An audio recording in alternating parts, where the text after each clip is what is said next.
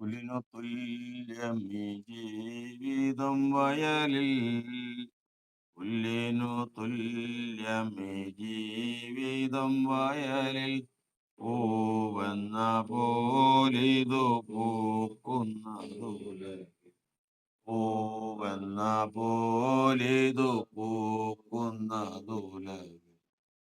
പാട്ടുക നീ മനമേ,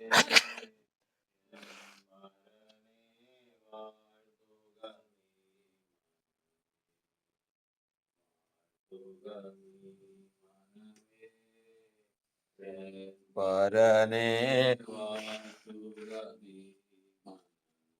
വാഴ്ത്തുക തൻ ശുദ്ധനാമത്തെ പേർത്തും, വാഴ്ത്തുക തൻ ശുദ്ധനാമത്തെ പേർത്തും, പാർത്ഥിവൻ തൻ ഉപകാരത്തെയോ, പാർത്ഥിവൻ തൻ ഉപകാരത്തെയോ, വാഴ്ത്തുക നീ മനമേ. പരനെ വാഴ്ത്തുക നീ മനമേ, വാഴ്ത്തുക നീ മനമേ, എൻ പരനെ വാഴ്ത്തുക നീ. സംഗീത പ്രമാണിക്ക് സാരസരാഗത്തിൽ പൗരപുത്രന്മാരൊരു ധ്യാനം, പ്രേമഗീതം. എന്റെ ഹൃദയം ശുഭവചനത്താൽ കവിയുന്നു, എന്റെ കൃതി രാജാവിന് വേണ്ടിയുള്ളതെന്ന് ഞാൻ പറയുന്നു. എന്റെ നാവ് സമർത്ഥനായ ലേഖകന്റെ എഴുത്തുപോലാകുന്നു. നീ മനുഷ്യപുത്രന്മാരിൽ അതിസുന്ദരൻ, ലാവണ്യം നിന്റെ അധരങ്ങളിന്മേൽ പകർന്നിരിക്കുന്നു. അതുകൊണ്ട് ദൈവം നിന്നെ എന്നേക്കും അനുഗ്രഹിച്ചിരിക്കുന്നു. വീരനായുള്ളവയെ നിന്റെ വാൾ അരക്കി കെട്ടുക, നിന്റെ ദേശം നിന്റെ മഹിമയും തന്നെ. സത്യവും സൗമ്യതയും നീതിയും പാലിക്കേണ്ടതിന് നീ മഹിമയുടെ കഥാർത്ഥനായി വാഹനമേറി എഴുന്നള്ളുക. നിന്റെ വലം കൈ ഭയങ്കര കാര്യങ്ങളെ നിനക്ക് ഉപദേശിച്ചു തരുമാറാകട്ടെ. നിന്റെ അസ്ത്രങ്ങൾ മൂർച്ചയുള്ളവയാകുന്നു, ജാതികൾ നിന്റെ കീഴിൽ വീഴുന്നു. രാജാവിന് ശത്രുക്കളുടെ നെഞ്ചത്ത് അവ തറയ്ക്കുന്നു. ദൈവമേ, നിന്റെ സിംഹാസനം എന്നും എന്നേക്കുമുള്ളതാകുന്നു. നിന്റെ രാജ്യത്തിന്റെ ചെങ്കോൽ നീതിയുള്ള ചെങ്കോലാകുന്നു. നീ നീതിയെ ഇഷ്ടപ്പെട്ട് ദുഷ്ടതയെ ദ്വേഷിക്കുന്നു. അതുകൊണ്ട് നിന്റെ ദൈവം തന്നെ നിന്റെ കൂട്ടുകാരിൽ പരമായ നിന്നെ ആനന്ദതൈലം കൊണ്ട് അഭിഷേകം ചെയ്തിരിക്കുന്നു. നിന്റെ വസ്ത്രമെല്ലാം മൂറും ചന്ദനവും ലവംഗവും കൊണ്ട് സുഗന്ധമായിരിക്കുന്നു. ദന്തമന്ത്രങ്ങളിൽ നിന്നുള്ള കമ്പിനാഥം നിന്നെ സന്തോഷിപ്പിക്കുന്നു. നിന്റെ സ്ത്രീരത്നങ്ങളുടെ കൂട്ടത്തിൽ രാജകുമാരികളുണ്ട്. നിന്റെ വലത്തുഭാഗത്ത് ഒരു അഗ്നിയോഫീർ തങ്കമണിഞ്ഞു നിൽക്കുന്നു. അല്ലയോ കുമാരി, കേൾക്കാൻ നോക്കുക, ചെവി ചായിക്കാം. സ്വജനത്തെയും നിന്റെ പിതൃഭവനത്തെയും മറക്കാം. അപ്പോൾ രാജാവ് നിന്റെ സൗന്ദര്യത്തെ ആഗ്രഹിക്കും. അവൻ നിന്റെ നാഥനല്ലോ, നീ അവനെ നമസ്കരിച്ചു കൊള്ളുക. സോർ നിവാസികളുടെ ജനത്തിലെ ധനവാന്മാർ തന്നെ കാഴ്ചവെച്ച് തന്നെ പ്രസാദം തേടും. അന്തപുരത്തിലെ രാജകുമാരി ശോഭാപരിപൂർണയാകുന്നു. അവളുടെ വസ്ത്രം പൊൻകസു കൊണ്ടുള്ളത്. അവളെ ചിത്രത്തയിലുള്ള വസ്ത്രം ധരിപ്പിച്ച് രാജസന്നിധിയിൽ കൊണ്ടുവരും.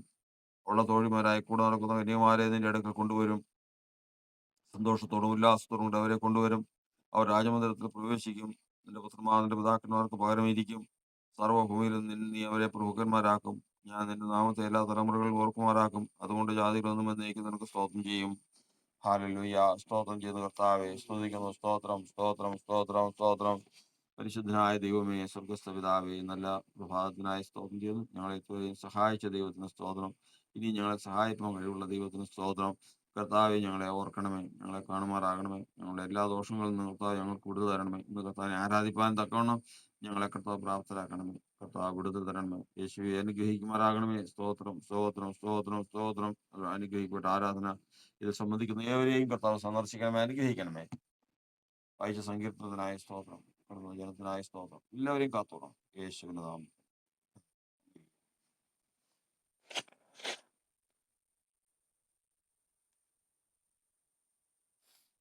ക്രിസ്തു യേശുവിന്റെ അതിപരിശുദ്ധ നാമത്തിന് മഹത്വം ഉണ്ടാകുമാറാകട്ടെ.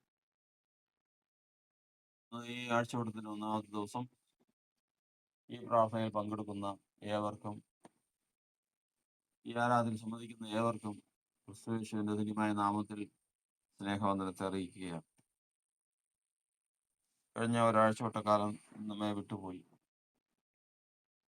ലോകത്തിന്റെ ഗതിയെ മാറ്റുന്ന തരത്തിൽ പല സംഭവങ്ങളും യെറൂശലേമിനോടനുബന്ധിച്ച് നടന്നുകൊണ്ടിരിക്കുകയാണ്. ഒരു വിശ്വാസിയെ സംബന്ധിച്ചിടത്തോളം അവന്റെ കണ്ണിന് ഒരടയാളമാണ് യെരൂശലേം. അത് എല്ലാ വിശ്വാസികളുടെയും ഹൃദയത്തിന്റെ ഒരു ഭാഗത്ത് യെരൂശലേമുണ്ട്. കാരണം അവരുടെ പ്രത്യാശയുടെ ലക്ഷ്യം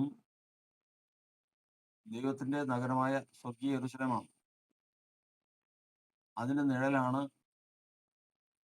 ഭൂമിയിൽ അബ്രഹാം യാഗം കഴിച്ച, മകനെ കൊണ്ടുപോയി അർപ്പിച്ച മോറിയ മലയിൽ പണിതിരിക്കുന്ന ഒരു ദേവാലയം. അത് ഇന്നില്ല എങ്കിലും ആ സ്ഥലമുണ്ട്. ആ സ്ഥലം അന്യര് കയ്യേറി എന്നുള്ളത് മാത്രമേ ഉള്ളൂ. ഒരു മനുഷ്യനുള്ള വസ്തു മറ്റൊരാൾ കൈവശം വെച്ച് അനുഭവിക്കുന്നത് പോലെ മാത്രമേ ഉള്ളൂ ഇന്ന് യെരൂശലേമില് അന്യ ദൈവാലയങ്ങൾ. അത് അബ്രഹാമിന്റെ സന്തതിക്ക് തന്നെ കിട്ടും, അബ്രഹാമിന്റെ സന്തതിക്ക് തന്നെ കിട്ടണം. അതുവരെയും കാര്യങ്ങൾ ശാന്തമാകുകയില്ല. എന്തായിരുന്നാലും ദൈവ മക്കളുടെ പ്രത്യാശയാണ് സമാധാനമായ അന്തരീക്ഷമുള്ള യെരൂശലേം പട്ടണം.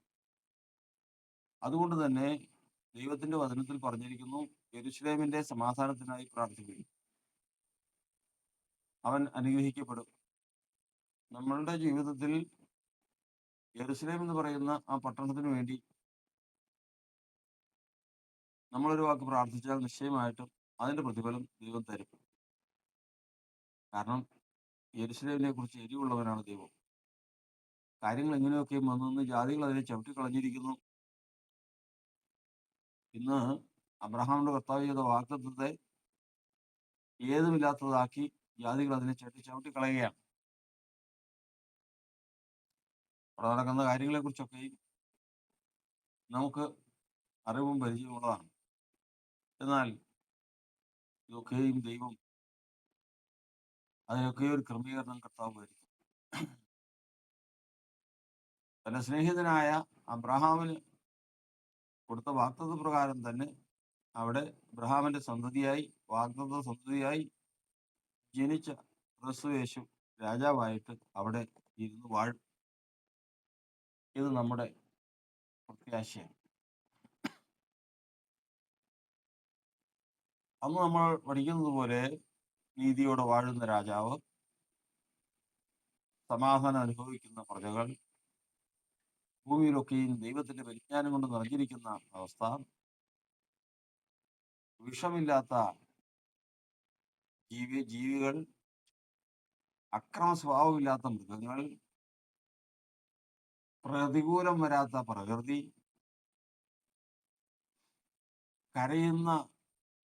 കരയാത്ത കണ്ണുകൾ,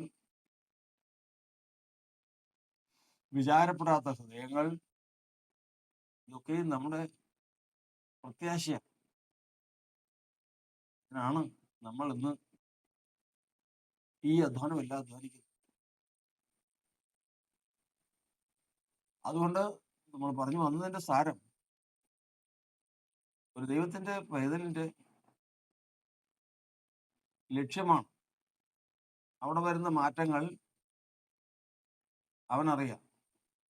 എല്ലാവരുടെയും ദൈവത്തിന്റെ ജനത്തിന്റെ എത്രമാത്രം, അതായത് ക്രിസ്തീയ മാർഗം, അതായത് ക്രിസ്തീയ സഭകൾ, ലോകത്തിലുള്ള ക്രിസ്തീയ സഭകൾ കർത്താവിൽ നിന്ന് അകലും തോറും അവര് യഹൂദന് ശത്രുക്കളായിക്കൊണ്ടിരിക്കും. കർത്താവിനോട് അടുക്കും തോറും യഹൂദന് പക്ഷവും മറ്റുള്ളവർക്ക് എതിരുമായിക്കൊണ്ടിരിക്കും. ആത്മീയമായി ഒരു അനുഭവമാണ്. എന്തുകൊണ്ട് എന്നുള്ളതൊക്കെയും നമുക്ക് വചനത്തിൽ നിന്ന് പഠിക്കാവുന്നതാണ്. എന്തായിരുന്നാലും സ്വാഭാവികമായിട്ട് സംഭവിക്കുന്നതാണ്.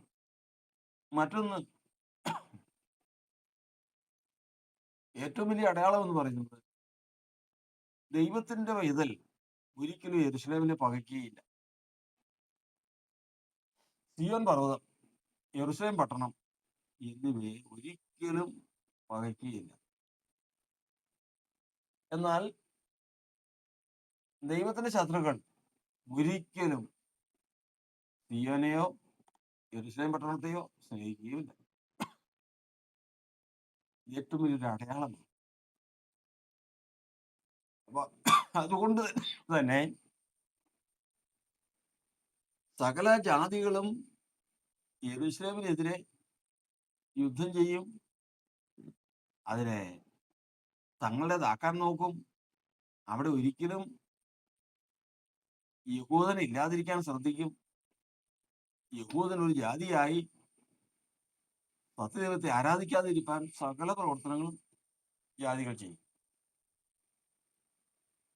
എന്നാൽ ദൈവത്തിന്റെ ജനമാകട്ടെ, ദൈവത്തിന്റെ ജനമാകട്ടെ, അതിനുവേണ്ടി എപ്പോഴും കാക്ഷിച്ചുകൊണ്ടിരിക്കും. ഏത് ജനം? ലോകത്തുനിന്ന് പക്ഷം തിരിഞ്ഞ് യഹൂദന്മാരെ കൂടെ നിൽക്കുന്ന ജനമെന്നുള്ളതല്ല, പിന്നെയോ യെരൂശലേമിനെ മുഖ്യ സന്തോഷത്തെക്കാൾ വിലമതിക്കുന്ന ജനം. ഏത് മനുഷ്യനും സന്തോഷമുണ്ട്, ഏത് മനുഷ്യനും ഹൃദയം കൊണ്ട് സന്തോഷിക്കുന്ന ഒരു കാര്യമുണ്ട്. അത് ചിലപ്പോൾ തൻ്റെ സമ്പത്താകാം, തൻ്റെ മക്കളാകാം, തൻ്റെ ഭാര്യയാകാം, ഭർത്താവാകാം, അപ്പനാകാം, അമ്മയാകാം, എന്തുമാകട്ടെ, ഏത് മനുഷ്യനും ഈ ലോകത്തിൽ ജീവിക്കുമ്പോൾ അവനൊരു സന്തോഷമുണ്ട്. ആ സന്തോഷം അത് അവന്റെ രഹസ്യമാണ്, അവന്റെ ഉള്ളിന്റെ ഉള്ളിൽ ഇരിക്കുന്ന ദൈവത്തിന് അറിയാവുന്നത്. എന്നാൽ യെരൂശലേം എന്ന് പറയുമ്പോൾ അതിനേക്കാൾ സന്തോഷം അങ്ങനെയുള്ള ഒരു കൂട്ടമുണ്ട്. ഇപ്പൊ ആള് ചുരുങ്ങിയതാണ്. ഗിദെയോൻ 33,000-ൽ പരം ആളുകളുമായി യുദ്ധത്തിന് പോയതുപോലെയാ. ഭയവും ഭീരുത്വമുള്ളവർ പൊക്കോളം പറഞ്ഞു കഴിഞ്ഞപ്പോ പിന്നെ ഉണ്ടായിരുന്ന 10,000 പേര്. അവിടെ നിന്നും തിരിച്ച് ഇവര് പക്ഷം നിന്നെങ്കിലും ഭയവും ഭീരുത്വമുള്ളവരാ. അത് യെരൂശലേമില് അവർ യോജിക്കില്ല. വീണ്ടും ഒരു പരിശോധന ഇവിടെ നടത്തിയപ്പോ ജീവിതം പ്രതിസന്ധിയിലും കഷ്ടത്തിലും വരുമ്പോ അവര് മുട്ടുകളെ മടക്കുന്നവരാ. ലോകത്തിന്റെ മുമ്പിൽ അവരെയും മാറ്റി. അവസാനം 300 പേരുണ്ടായിരുന്നു. ഇതുപോലെ ഇന്ന് ഭൂമിയിൽ യെരൂശലേമിനെ സ്നേഹിക്കുന്നവരും യഹൂദന്റെ പക്ഷത്തുള്ളവരും കോടിക്കണക്കിന് ജനമുണ്ട്. എന്നാൽ അതിനപ്പുറം അതില് ഒരു തിരഞ്ഞെടുത്തൊരു ഗണമുണ്ട്. അതിൽ നിന്ന് തിരഞ്ഞെടുത്തൊരു ഗണമുണ്ട്. അതാണ് അത്യല്പം യെരൂശലേമിനെ തന്റെ മുഖ്യ സന്തോഷത്തെക്കാൾ വിലമതിക്കുന്ന ഒരു കൂട്ടം. ഇവരുടെ ഹൃദയാവസ്ഥ ദൈവം എപ്പോഴും ശ്രദ്ധിച്ചുകൊണ്ടിരിക്കുക. അവരുടെ പ്രാർത്ഥനയുടെ ബലം ഭയങ്കരമാണ്.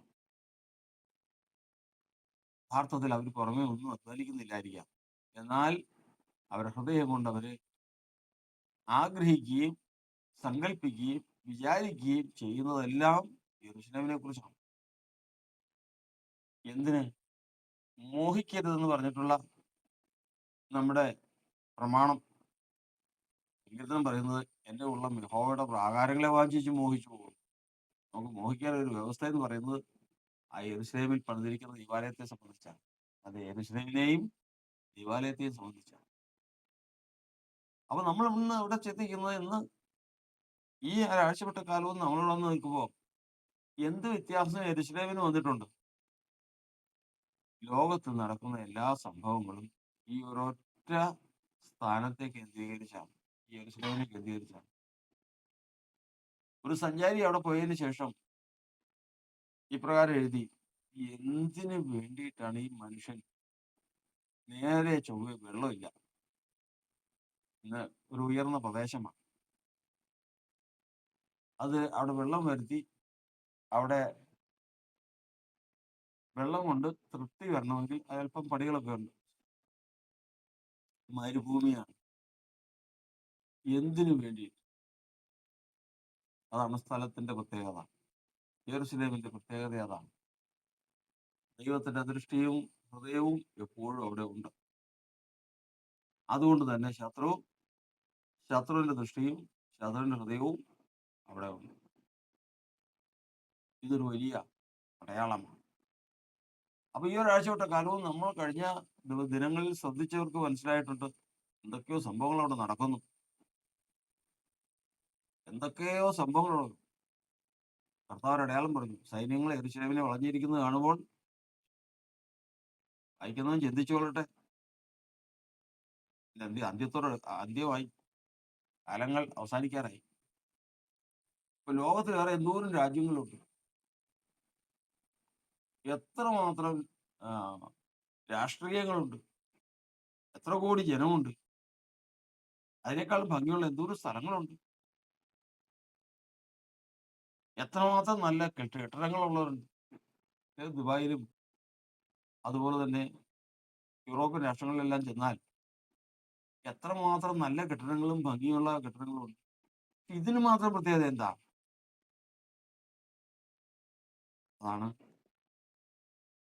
ഒരു ലക്ഷ്യം, ദൈവത്തിന്റെ പുത്രനായ ക്രിസ്തു എന്ന മശിഹ രാജാവായിട്ട് വന്ന് വാഴാനുള്ള ഇടമാണ്, അവിടെ വസിക്കാനുള്ള ഇടമാണ്, അവിടെ തന്റെ ജനം മശിഹായോടൊപ്പം കൂടാനുള്ള സ്ഥലമാണ്. അതുകൊണ്ട് ദൈവത്തിന്റെ ജനത്തിന്റെ ഹൃദയം അവിടെ ഉണ്ടാകും. ദൈവനാമം മഹത്വം എടുക്കുവാനാകട്ടെ. ഈ ദിവസങ്ങളിൽ നമ്മളെപ്പോഴും ശ്രദ്ധിച്ചുകൊണ്ടിരിക്കണം. കാരണം നമ്മുടെ വീണ്ടെടുപ്പും ഇതാ അടുത്തു വരും. കർത്താവ് നമ്മെ അനുഗ്രഹിക്കുമാറാണ്. എന്നാൽ നമ്മെ സംബന്ധിച്ച് ഈ വക കാര്യങ്ങളൊക്കെയും നമ്മുടെ ഹൃദയത്തിലുണ്ടെങ്കിലും നമ്മളെപ്പോഴും ശ്രദ്ധ വയ്ക്കുന്നത് ആരാധനയിലേക്കാണ്. ആരാധിക്കാൻ, ദൈവത്തെ ആരാധിക്കുക. ദൈവം വന്ന് നമ്മെ നോക്കുമ്പോൾ നമ്മെ ദൈവം സന്ദർശിക്കുന്നത് അറിയുക, ദൈവം സംസാരിക്കുന്നത് കേൾക്കുക, നാം ദൈവത്തിന്റെ പ്രത്യക്ഷത കാണുക. ഇങ്ങനെയുള്ള കാര്യങ്ങളാണ് നമ്മൾ ശ്രദ്ധ വയ്ക്കുന്നത്. എന്തെന്നാൽ ഒരു പ്രത്യേകതയുണ്ട്. ലോകത്തിലേക്ക് നോക്കുവാൻ തക്കവണ്ണം അവയുടെ തുറന്ന കണ്ണ് വീണ്ടും അടഞ്ഞ് പഴയ ദൃഷ്ടി തുറക്കാതെ കാര്യം നടക്കില്ല. അതായത് കർത്താവ് അരുതെന്ന് പറഞ്ഞിട്ടുള്ള ആ ഫലത്തിൽ ഹവ്വ ഭംഗി കണ്ടു, അതിൽ ശ്രേഷ്ഠത കണ്ടു. അത് കണ്ടത കാര്യം അവളുടെ കണ്ണ് തുറന്നതാണ്. ഏത് കണ്ണ് തുറന്നു? അതാണ് പാപത്തിന്റെ കണ്ണുകൾ. പാപത്തിന്റെ കണ്ണുകൾ. മനുഷ്യൻ കേൾക്കുന്നതും വിശ്വസിക്കുന്നതുമായ കാര്യങ്ങളാൽ അവന്റെ കണ്ണ് കാഴ്ചയ്ക്ക് വ്യത്യാസം വരും.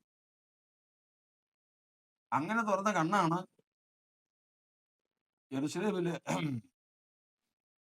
ഏദൻ തോട്ടത്തില് അരുതെന്ന് പറഞ്ഞ വൃക്ഷത്തിൽ നല്ലത് കണ്ട കണ്ണുകൾ.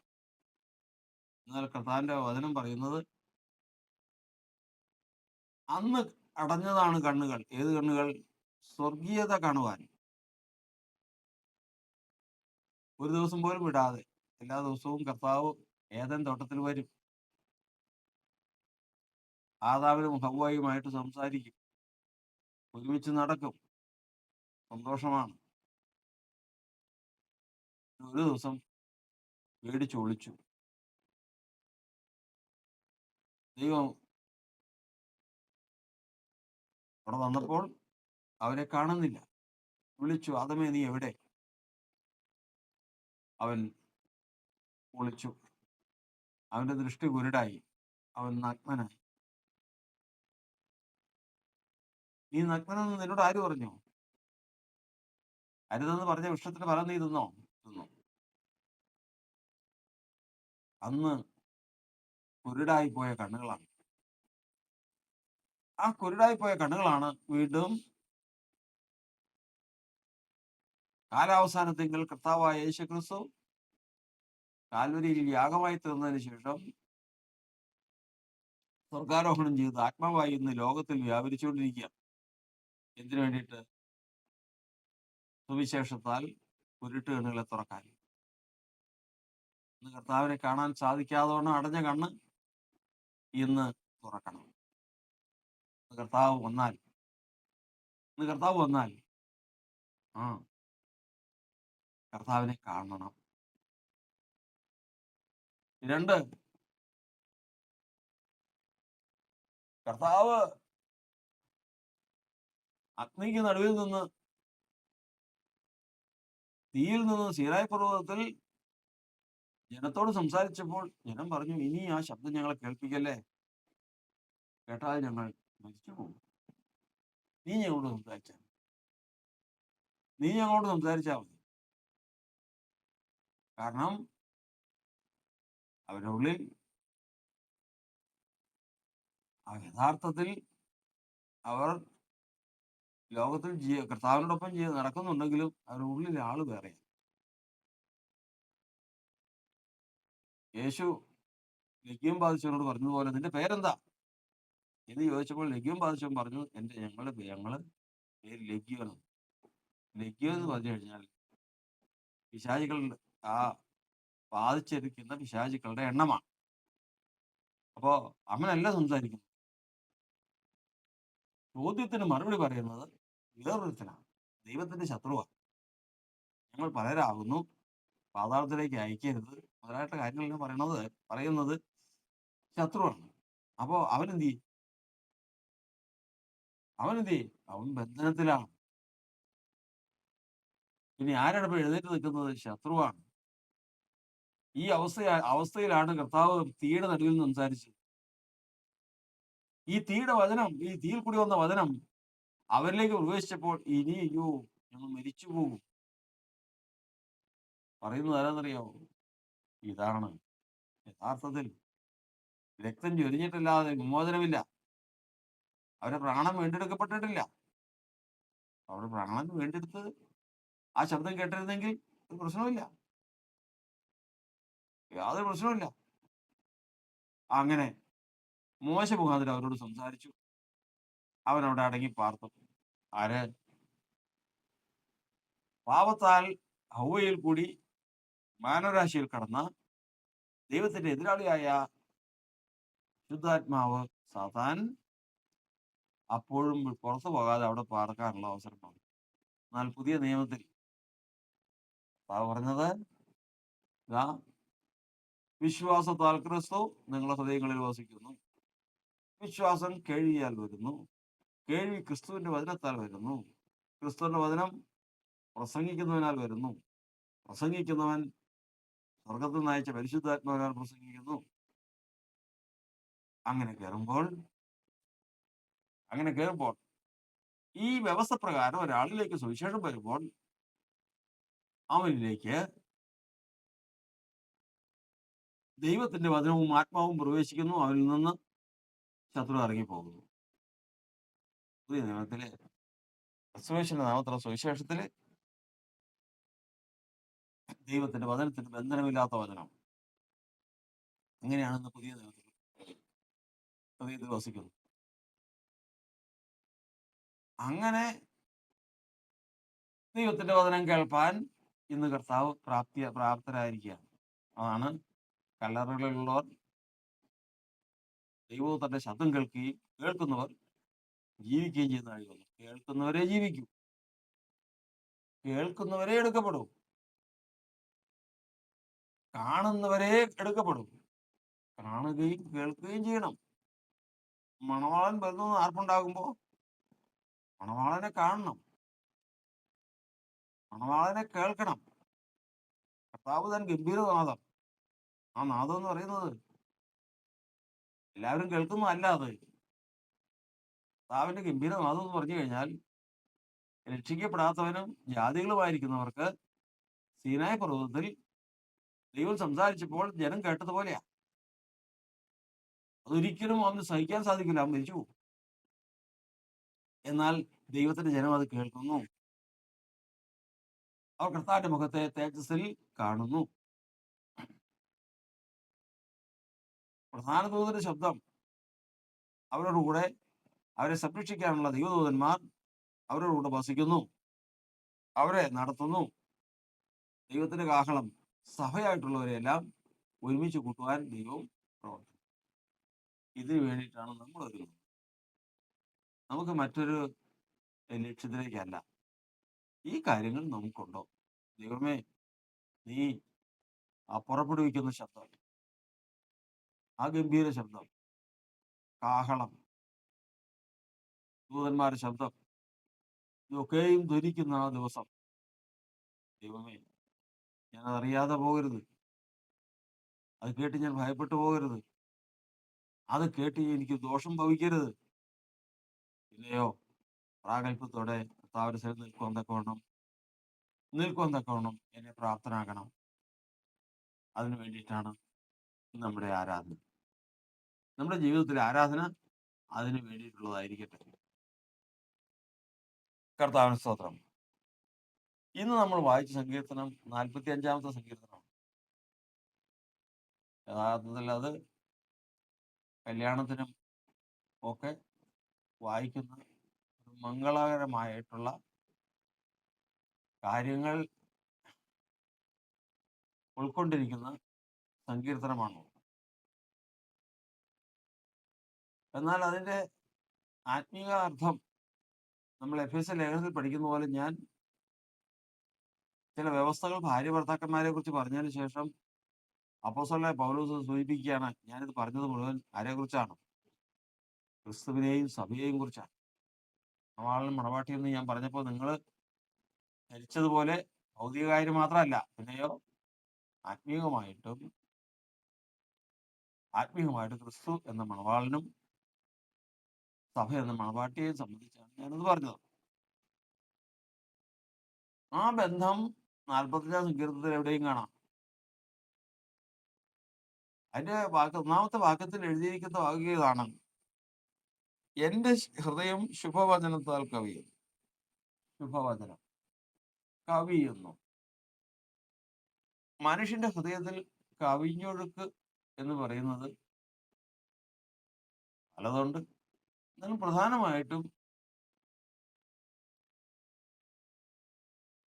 ദുഷ്ടന്റെ ഹൃദയത്തിൽ പാപാദേശമുണ്ട്. ആദേശം എന്ന് പറഞ്ഞാൽ കവിഞ്ഞൊഴുക്ക്. പാപം ആദേശം ചെയ്തുകൊണ്ടിരിക്കും, കവിഞ്ഞൊഴുകിക്കൊണ്ടിരിക്കും.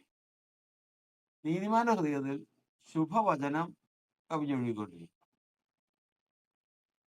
കവിഞ്ഞൊഴുകെന്ന് പറഞ്ഞാൽ ഒരു പാത്രത്തില് വെള്ളം വെച്ചാൽ ആ വെള്ളം ഒഴിക്കുന്ന വെള്ളം അതിന് ഉൾക്കൊള്ളാനുള്ള ഒരു കപ്പാസിറ്റി ഉണ്ട്. അത് കഴിഞ്ഞാൽ അത് പുറത്തേക്ക് വിടും. ഇതുപോലെ മനുഷ്യനിലേക്ക് ദൈവം തന്റെ ആത്മാവിനാൽ വചനം അയച്ചുകൊണ്ടിരിക്കും. ഈ വചനം അവന്റെ ഹൃദയം നിറഞ്ഞാൽ അത് പുറത്തേക്ക് ഒഴുകാൻ തുടങ്ങും. ഈ ഒഴുകുമ്പോഴാണ് ഹൃദയം നിറഞ്ഞു കവിയുന്നതല്ലോ വായ സംസാരിക്കുന്നത്. അവന്റെ വായ കൊണ്ട് സംസാരിക്കാൻ തുടങ്ങും. അതാണ്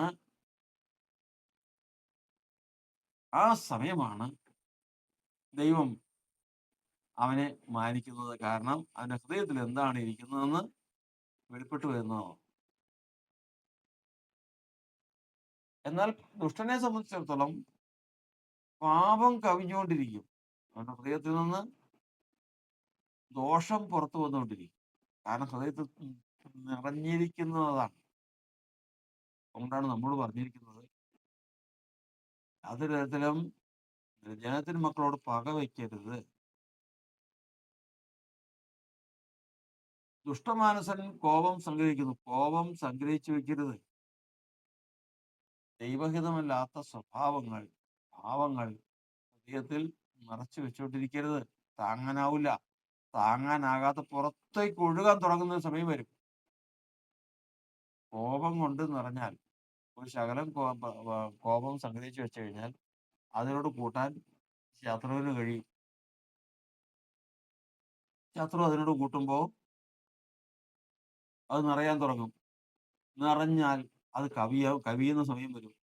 കവിഞ്ഞു കഴിഞ്ഞാൽ ദൈവഭയമില്ലാത്ത വാക്ക് വാഗൊണ്ട് വരും. വചനം പറയുന്ന പോലെ മോശ അധരങ്ങളാൽ അവിവേകം സംസാരിച്ചു. അതുകൊണ്ട് കനാൻ ദേശത്തെത്താൻ സാധിച്ചില്ല. ഇത്രയെല്ലാം അധ്വാനിച്ച മോശയ്ക്ക് കനാൻ ദേശത്തെത്താൻ സാധിച്ചില്ല. കാരണം കവിഞ്ഞൊഴുകിയത് ദൈവത്തിന് വിരോധമായിരുന്നു. ദൈവത്തിന്റെ മഹത്വമായിരുന്നില്ല. അതുകൊണ്ട് കർത്താവിന്റെ വചനം നമ്മെ പഠിപ്പിക്കുന്നത്, നമ്മൾ എന്താണ് നമ്മുടെ അധരത്തിൽ നിന്ന് വരുന്നത് എന്നുള്ളത് നമുക്ക് പോലും നിയന്ത്രിക്കാൻ സാധിക്കില്ല. ഒരു കാര്യം മാത്രം നമുക്ക് സാധിക്കും. അത് കോപം വെച്ചുകൊണ്ടിരിക്കരുത്, പ്രതികാരം വെച്ചുകൊണ്ടിരിക്കരുത്, ദുർമോഹം വെച്ചുകൊണ്ടിരിക്കരുത്, അഹങ്കാരം വെച്ചുകൊണ്ടിരിക്കരുത്. കവിയും. അഹങ്കാരം ഉണ്ടെങ്കിൽ, അതായത് അടിസ്ഥാനപരമായിട്ടുള്ള അഹങ്കാരം ഇല്ല എങ്കിൽ ദുഷ്ടനൊന്നും ചെയ്യാൻ പറ്റില്ല. നിറയാൻ തുടങ്ങുമ്പോഴേ തന്നെ കർത്താവ് പറയും പ്രശ്നമാണെന്ന്. കാരണം നെബൂഖദ്നേസർ രാജാവ് ദൈവത്താൽ ഒരുപാട് അനുഗ്രഹങ്ങൾ പ്രാപിച്ചവനാണ്.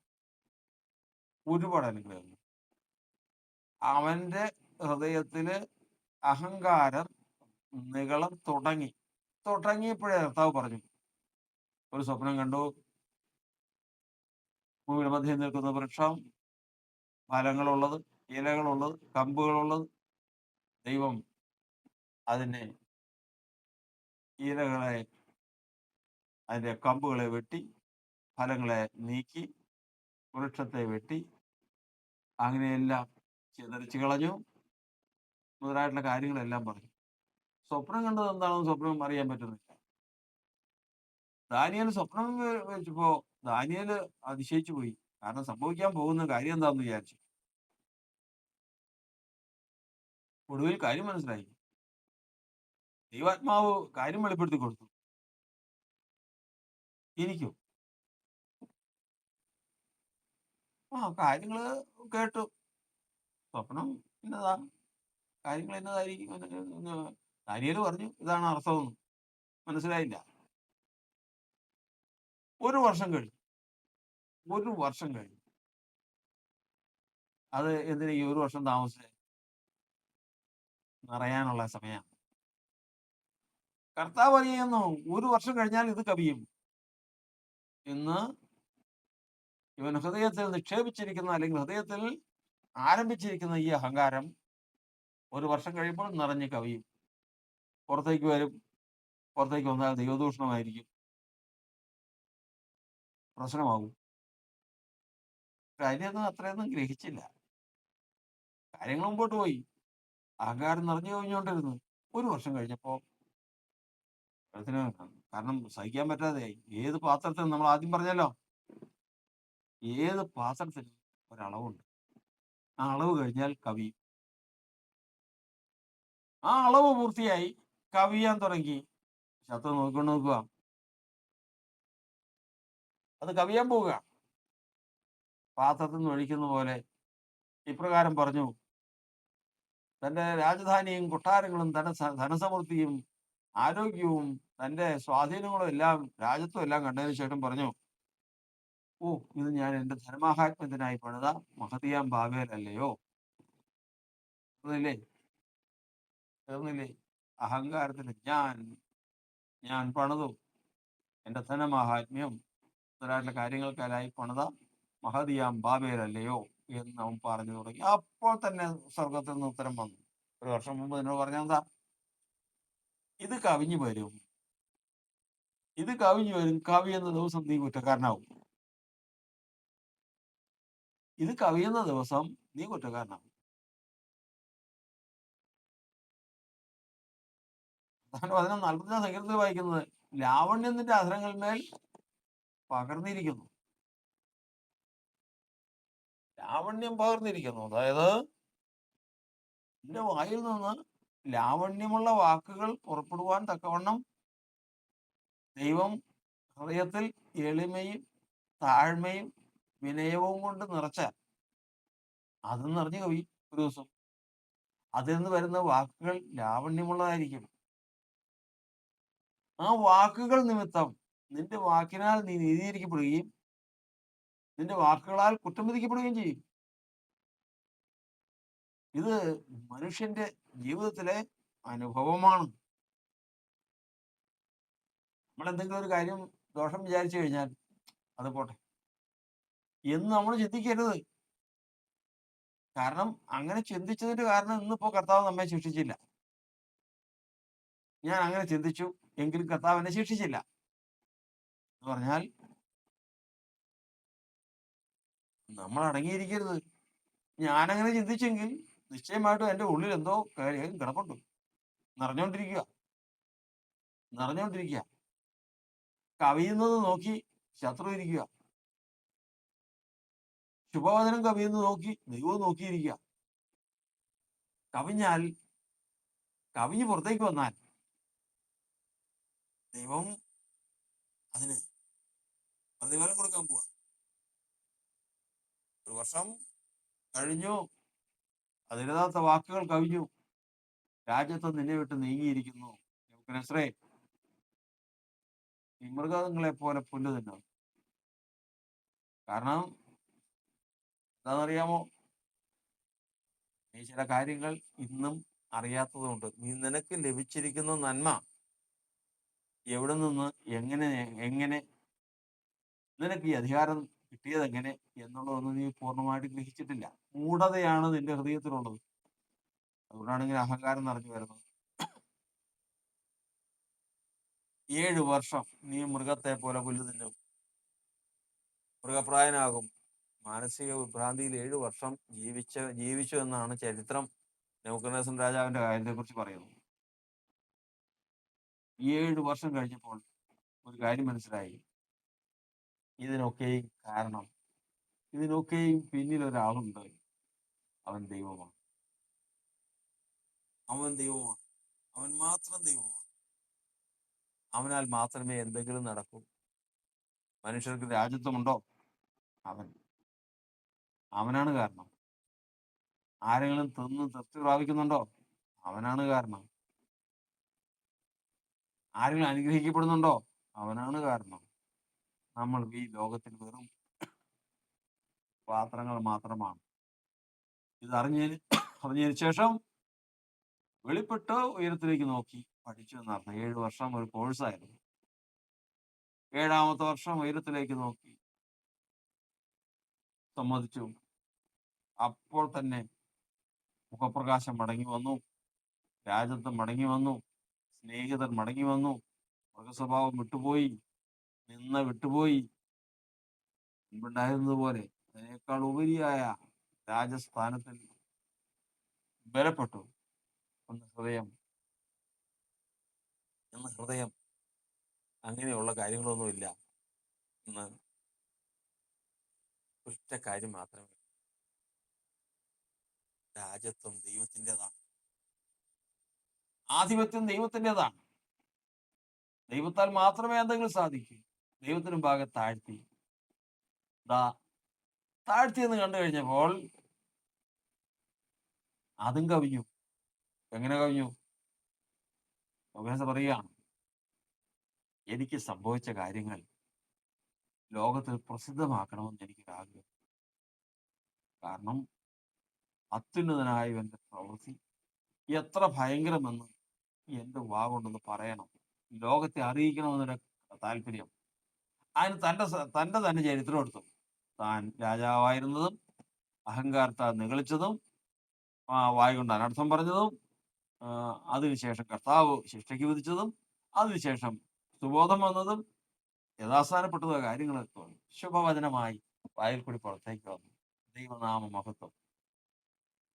താൻ അനുഭവിച്ച അത്രയും അപമാനങ്ങളും അത്രയും കഷ്ടങ്ങളും എല്ലാം ദൈവനാമത്തിന് മഹത്വത്തിന് കാരണമായി തീർന്നു എന്നുള്ളത് സ്വന്തം വായിൽ കൂടി ശുഭവചനത്താൽ പുറത്തേക്ക് വന്നു. നീതീകരിച്ചു. ഇതാ ദൈവം നോക്കിയിരിക്കുന്നത്. ദൈവം നോക്കിയിരിക്കുന്നതാ. ഏത് മനുഷ്യന്റെയും വായിൽ നിന്ന് ദൈവം പ്രതീക്ഷിക്കുന്നതാ. അതിന് നമ്മള് ചില കാര്യങ്ങൾ ചില ഒരു 5 കാര്യങ്ങൾ പഠിക്കുന്നുണ്ട്. എന്താണെന്ന് വെച്ച് കഴിഞ്ഞാൽ, നിങ്ങൾ സംസാരിക്കുന്നത് ദൈവം ശ്രദ്ധിച്ചുകൊണ്ടിരിക്കുക. യഹോവഭക്തന്മാർക്കും തന്റെ നാമത്തെ സ്മരിക്കുന്നവർക്കും വേണ്ടി ഒരു സ്മരണ പുസ്തകം എഴുതി വെച്ചിരിക്കുക കർത്താവ്. ഈ മനുഷ്യർ പറയുന്നത്, പ്രത്യേകിച്ച് ഭക്തന്മാർ തമ്മിൽ കൂടി എന്താ പറയുന്നതെന്ന് നോക്കിക്കൊണ്ടിരിക്കുക കർത്താവ്. അതുകൊണ്ടാണ് പറയുന്നത്, അന്യദൈവങ്ങളെ കീർത്തിക്കരുത്. അന്യദൈവങ്ങളെ കീർത്തിക്കരുത്. 2, അന്യദൈവങ്ങളുടെ പ്രവൃത്തിയെ അറിയിക്കരുത്. കാരണം അന്യദൈവങ്ങളെ കീർത്തിക്കാനും അവരുടെ പ്രവർത്തിക്കും ഒക്കെ പല കാര്യങ്ങളും ഉണ്ടാവും. അന്യദൈവങ്ങളുടെ നാമം നിന്റെ വായിൽ എടുക്കരുത്.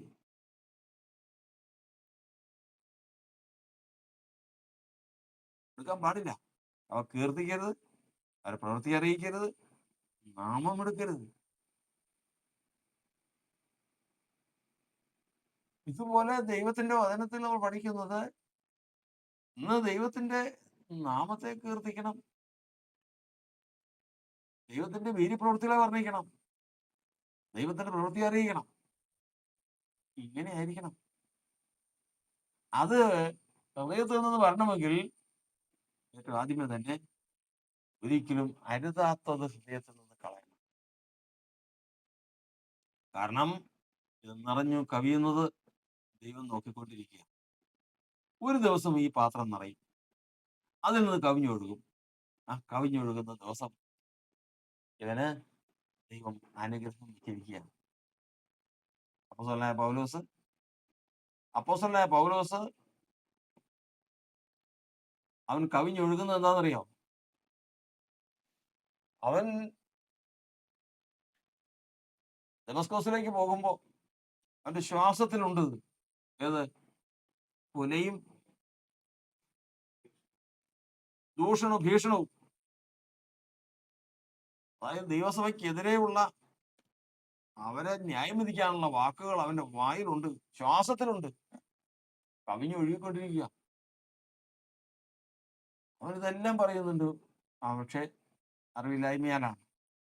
കർത്താവ് വിളിച്ചു, കർത്താവ് പിടിച്ചു, സത്യം മനസ്സിലാക്കി, തെറ്റ് മനസ്സിലാക്കി, മാനസാന്തരപ്പെട്ടു. ഒടുവിൽ വചനം നമ്മെ പഠിപ്പിക്കുന്നത് ഇതാ, ക്രിസ്തു എന്നിൽ സംസാരിക്കുന്നു എന്നതിനെ നിങ്ങൾ തുമ്പന്വേഷിക്കും. ഇന്ന് അവന്റെ വായിൽ നിന്ന് പുറപ്പെട്ടു വരുന്നത്, കവിഞ്ഞു വരുന്നത് മുഴുവനും വചനങ്ങളാണ്. കാരണം ക്രിസ്തുയേശുവിലുള്ള വളർച്ച പൂർത്തിയാക്കി അവനിൽ നിന്ന് ദൈവത്തിന്റെ വചനം, ശുഭവചനം പുറത്തേക്ക് വരുന്നു. ദൈവം അവന് സാക്ഷ്യം കൽപ്പിക്കുന്നു. ഇന്ന് കർത്താവിന്റെ വചനത്തിൽ നമ്മൾ പഠിക്കുന്നത് പോലെ ഇതാ, ശുഭവചനം നിറഞ്ഞ് കവിഞ്ഞു വരുവാൻ തക്കവണ്ണം നാം എന്ത് ചെയ്യണം? അതിനൊറ്റ വഴിയേ ഉള്ളൂ. ശുഭവചനം പുറത്തേക്ക് വരണമെങ്കിൽ പ്രാണൻ സംസാരിക്കാൻ തുടങ്ങണം. പ്രാണൻ സംസാരിക്കാൻ തുടങ്ങുന്നവന്റെ വായിൽ നിന്ന് മാത്രമേ ശുഭവചനം വരുള്ളൂ, കവിഞ്ഞു വരുള്ളൂ. അങ്ങനെ ഹാബേല് ഇന്നും സംസാരിച്ചുകൊണ്ടിരിക്കുക. കാരണം അവൻ ജീവിച്ചിരിക്കുമ്പോൾ തന്നെ അവന്റെ പ്രാണൻ സംസാരിക്കാൻ തുടങ്ങി. അവന്റെ ആരാധനയിൽ ദൈവം പ്രസാദിച്ചു. ആ പ്രസാദ മുഖാന്തരം അവന്റെ വായു ശുഭവചനത്താൽ കവിയുന്നു. ഇന്നും അവന്റെ ആത്മാവ് സംസാരിച്ചുകൊണ്ടിരിക്കുക, പ്രാണൻ സംസാരിച്ചുകൊണ്ടിരിക്കുക. നമുക്കും വേണ്ടത് മറ്റൊന്നല്ല. ദൈവമേ, ഹൃദയം നിറഞ്ഞ് കവിയുന്നതാണ് വായ സംസാരിക്കുന്നത്. എന്റെ വായ സംസാരിക്കാൻ ഒരുങ്ങിയിരിക്കുന്നത് എന്താണ്? നിറഞ്ഞു കവിഞ്ഞാൽ എന്റെ വായിൽ നിന്ന് എന്താണ് പുറത്തേക്ക് വരാനിരിക്കുന്നത്? നിന്റെ മഹത്വമാണോ, അതോ അഹങ്കാരമാണോ? എന്തായിരുന്നാലും അതിനാൽ ഞാൻ നീതീകരിക്കപ്പെടുകയും അതിനാൽ ഞാൻ കുറ്റം വിധിക്കപ്പെടുകയും ചെയ്യും. അതുകൊണ്ട് കർത്താവെ, ഈ ആരാധനയെങ്കിൽ ഈ ആരാധനയെങ്കിൽ എൻ്റെ ഹൃദയം ശുഭവചനത്താൽ കവിയുവാൻ തക്കവണ്ണം കർത്താവിന്റെ ഹൃദയത്തെ ശുദ്ധീകരിക്കണം. എൻ്റെ ഹൃദയം ശുഭവചനത്താൽ നിറഞ്ഞ് കവിയട്ടെ. കർത്താവെ, കർത്താവെ, നീയാണ് ഞങ്ങളുടെ വീണ്ടെടുപ്പുകാരൻ. നീയാണ് ഞങ്ങളുടെ ദൈവം. കർത്താവാണ് ഞങ്ങളുടെ ഹൃദയത്തിൽ വസിക്കേണ്ടത്. കർത്താവാണ് ഞങ്ങളുടെ ഹൃദയത്തിൽ ഐശ്വര്യമായി വസിക്കേണ്ടത്. അങ്ങനെയെങ്കിൽ നിശ്ചയമായിട്ടും ഞങ്ങളിൽ നിന്ന് ശുഭവചനം കവിഞ്ഞു വരുവാൻ ഇടയാകും. അതിന് കർത്താവ് സാക്ഷ്യം കൽപ്പിക്കും. ആ സാക്ഷ്യം ഞങ്ങൾക്ക് എന്നേക്കും നീതിയുമായിരിക്കും. ദൈവം നമ്മെ അനുഗ്രഹിക്കുമാറാകട്ടെ. പരിശുദ്ധനായ ദൈവമേ, സ്വർഗസ്ഥ പിതാവേ, നല്ല സമയത്തിനായി ഞങ്ങൾ കർത്താവിനെ സ്തുതിക്കുന്നു. കൃപയാൽ ഞങ്ങളെ ഇത്രത്തോളം നടത്തിയ ദൈവം ഇന്നും മാറ്റമില്ലാത്തതിനായി ഞങ്ങളോടൊപ്പം ഉള്ളതുകൊണ്ട് സ്തോത്രം ചെയ്യുന്നു. കർത്താവെ, ഞങ്ങൾക്ക് കർത്താവ് തന്ന എല്ലാ വചനങ്ങൾക്കുമായി സ്തോത്രം ചെയ്യുന്നു. ഞങ്ങളെ അനുഗ്രഹിക്കുമാറാകണം. ഞങ്ങളെ ക്രമീകരിക്കണം. ഞങ്ങളുടെ ഹൃദയ ശുഭോധനത്താൽ കവിയട്ടെ കർത്താവ്. ഞങ്ങൾക്കായി സ്തോത്രം. യേശുവിന്റെ നാമത്തിൽ